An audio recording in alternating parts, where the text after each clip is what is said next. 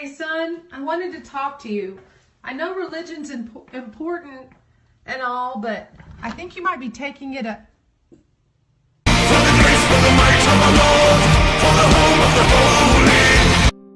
Pour cette première vidéo sur les croisades, j'ai traduit un clip de Steven Crowder, un humoriste qui anime un talk show indépendant à tendance anti-gauchiste. En tout cas, pensez à cliquer sur la clochette si vous vous êtes abonné ou que vous envisagez de vous abonner à ma chaîne. On se retrouve tout de suite après la vidéo, bon visionnage, à tout de suite. Ce qui va suivre maintenant est important parce qu'on en entend beaucoup parler en ce moment. On entend ça sur les campus universitaires, dans les médias, dans le divertissement.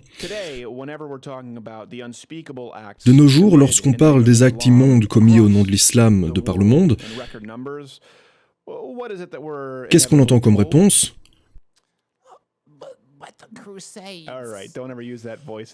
Mais les croisades... Voilà un montage de quelques exemples. Souvenez-vous, les croisades et l'Inquisition, les gens commettaient des choses terribles au nom du Christ. Pourquoi est-ce qu'on ne parle que de musulmans lorsqu'il est question d'extrémisme religieux? Vous avez oublié le KKK? Ou les croisades? On a tous un mouton noir dans la famille. Les croisades n'étaient pas défensives, c'était les catholiques qui ont attaqué les musulmans.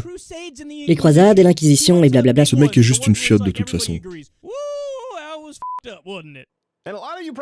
Et beaucoup d'entre vous doivent probablement penser pareil, donc il est temps de prendre vos couteaux et vos fourchettes parce qu'aujourd'hui on va faire cuire une vache sacrée.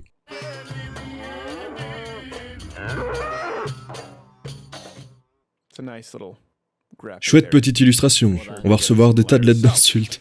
On nous dit que les croisades étaient non provoquées, que c'était juste les chrétiens qui ont parcouru la terre avec des chapeaux pointus et des épées en tuant tous les musulmans sur leur chemin, innocents ou non, simplement parce qu'ils n'aimaient pas leur couleur de peau. Ça ne pourrait pas être plus éloigné de la réalité, et c'est important parce qu'on apprend ça à l'école. Beaucoup de gens pensent ça. En réalité, ces croisades menées par les catholiques ont été une réponse aux premières croisades, les croisades des musulmans, qui pendant des centaines d'années, plus de 400 ans, se sont étendues sur les territoires et ont systématiquement attaqué d'autres territoires. Les musulmans ont pris Jérusalem en 638, ils ont saccagé Rome en 846, saccagé l'Espagne et le Portugal en 711, l'Italie du Sud au 9e siècle, l'Empire ottoman, donc c'est les Turcs d'aujourd'hui, sont entrés en Europe et ont envahi l'Empire byzantin en 1050 ou 1060 après Jésus-Christ. Ils ont aussi pris l'Asie et la Syrie. En regardant cette carte, vous pouvez voir l'expansion jusqu'en 1453, la prise et le saccage de Constantinople qui a grosso modo mis un terme à l'Empire chrétien byzantin. Pour clarifier les choses, je comprends le concept d'expansion militaire. Je ne suis pas en train de condamner le monde islamique pour avoir fait ça à cette époque. Les gens vont et viennent, gagnent et perdent des territoires. Mais la pure brutalité de l'islam. Par exemple, ils ont délibérément profané le lieu de culte de Pierre et Paul en 846. Ils décapitaient des gens, comme de nos jours d'ailleurs. Ils avaient des méthodes de torture qui étaient incroyablement brutales. Ils imposaient aussi la dimitude, c'est-à-dire qu'ils obligeaient les non-musulmans à devenir serviles, à payer une taxe pour pouvoir continuer à vivre sans être musulmans. Pour info, je sais plus exactement où j'ai lu ou entendu ça, je pense que c'était en bossant sur la Suède. Un journaliste qui s'entretenait avec un jeune de quartier, et il faisait le bilan sur tout ce que l'État suédois ou je sais plus de quel autre pays, lui donnait. Donc le jeune ne travaillait pas, il avait un logement gratuit, il avait de l'argent gratuit, pour lui et sa femme et pour ses enfants, des bons et des chèques en tout genre, des trucs culturels. Et le journaliste lui a demandé « Pourquoi est-ce que tu as autant de haine envers les Suédois qui te donnent tout ça avec leurs impôts ?» Et le jeune leur a répondu « Je les hais parce que ce sont des infidèles, et l'argent qu'ils me donnent, je le mérite, c'est la taxe qu'ils me donnent parce que ce sont des dhimmis. » Quelque chose qu'on ne mentionne pas, pour ne pas dévier de la narrative qui vise à faire en sorte que les Blancs se sentent coupables, c'est que des millions, des centaines de millions de gens sont morts sous l'esclavage mis en place par les arabo-musulmans. Ici, aux USA, on nous donne des cours qu'on nous force à suivre, où on nous parle du mal que les Blancs ont commis avec l'esclavage. L'esclavage auquel nous avons mis un terme, par ailleurs. Est-ce que dans le reste du monde, on enseigne aussi la culpabilité islamique? Est-ce qu'on leur enseigne ça, ou il n'y a qu'à nous qu'on enseigne ça? Est-ce qu'eux aussi doivent checker leurs privilèges? Donc oui, cette brutalité, ces traitements inhumains, cette expansion militaire et expansion culturelle est ce qui a fait démarrer les croisades de représailles. Les gens comme Vlad l'Empaler, celui dont on s'est inspiré pour créer le personnage Dracula.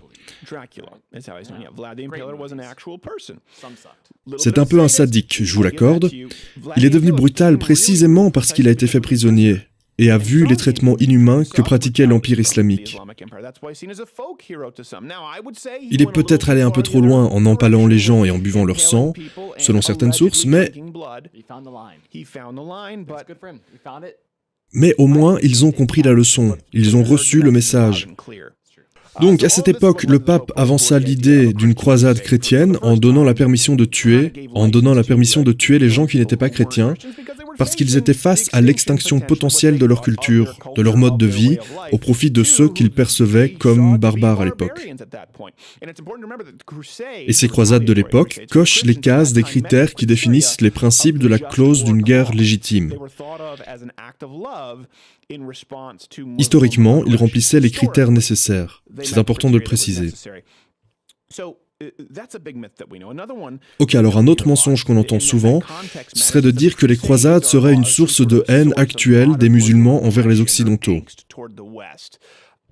Peut-être avez-vous entendu dire ça à l'UNIF, peut-être que vous avez entendu ça, que les chrétiens ont pris la ville de Jérusalem.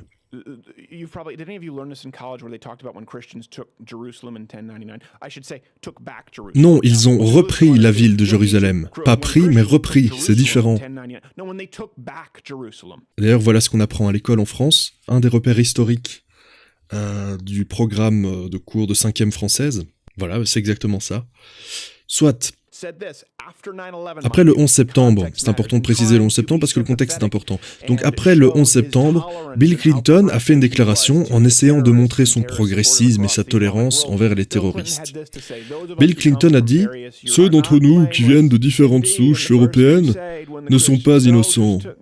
En effet, lors des croisades, quand les chrétiens ont pris Jérusalem, ils ont démoli une synagogue avec 300 juifs dedans, avant de tuer les femmes et les enfants musulmans. » Non seulement les croisades de l'époque sont compréhensibles vu le contexte de l'époque, mais en plus de ça, elles étaient nécessaires.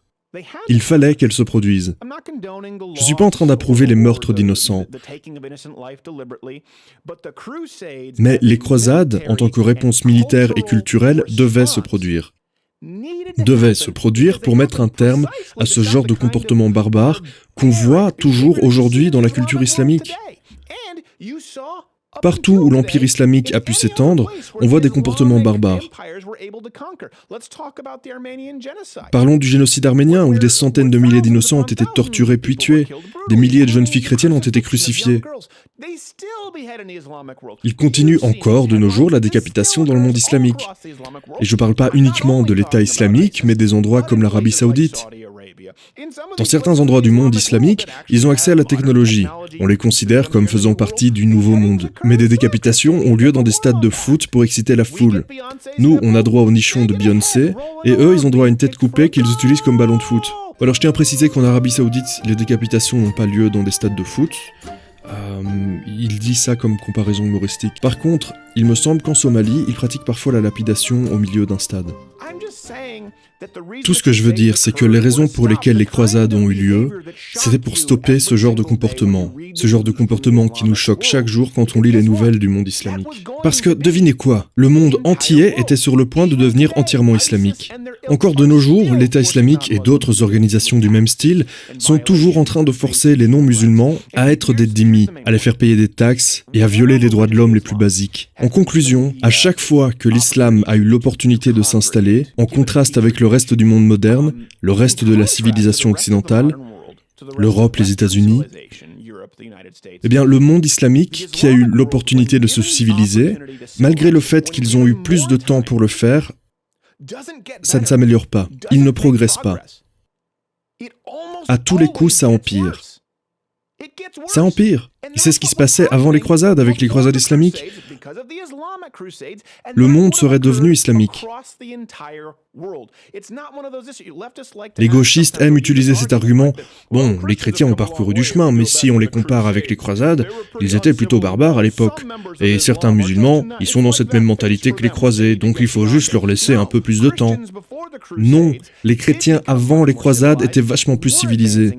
Ils avançaient dans le Nouveau Monde. Et puis, à cause des massacres et invasions islamiques, ils ont dû mettre la main à la pâte et partir en croisade. Et après ça, ils ont continué à progresser. Par contraste, partout dans le monde islamique, là où ils ont conquis des terres avec leurs croisades, c'est devenu pire, encore plus sombre.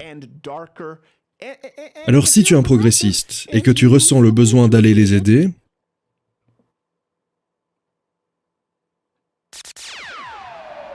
voilà, c'était la première vidéo sur les croisades.